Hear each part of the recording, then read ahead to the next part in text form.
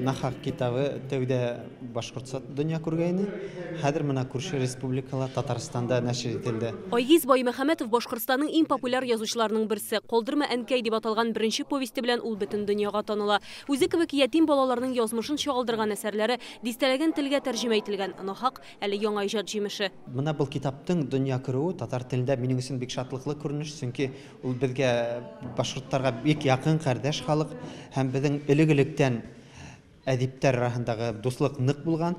Без шул вакытта татар әдәбиятын укып үскәнбез. Нахак китабына кергән урам балалары повестендә Данил исемле малайның төзүче булырга, йортлар салырга хыялланганы турында сүз бара. Тик 13 яшьлек яшүсмер үзе урамда яшәргә мәҗбүр. Нахак хикәясендә исә Идел исемле егет олыларның кырыс дөньясы белән очраша. Башкорт язучысыныкы, ләкин инде башкорт теле белән татар теле арасында аерма юк. Аны инде тәрҗемәчеләр үзе дә бер интервьюсында әйтте, аны инде казанлыклары, хезмәткәрләре генә татарчага әйләндергән. Махсус тәрҗемәче кирәкми безнең бер-беребезне тәрҗемә итәргә. Менталитет дигән әйбер бар. Безнең дөньяга карашыбыз бер төрле. Ул төрки халыкларда һәм бигрәк тә татар белән башкорт арасында дөньяга караш, фикерләү рәвеше бер төрле. Нахак Казан утлары китапханәсе сериясенең 6нчы китабы. Әлеге проект Татмедиа җәмгыяте белән берлектә булдырыла. Максат төрле төбәкләрдә яшәүче иң популяр авторларның әсәрләрен кесе китаплары итеп бастырып чыгару. Айгиз Баймөхәмәтов ул бик укылышлы автор.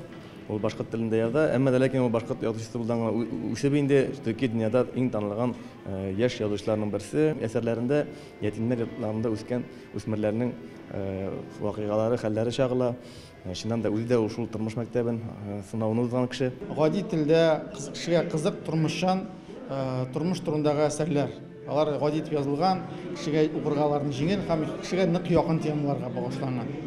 Безнең әлбәттә инде безнең өчен зур күренеш. Башкортстандагы иң танылган язучы, Айгиз бүгенге көндә иң популяр язучы, ул күп телләргә күчкән.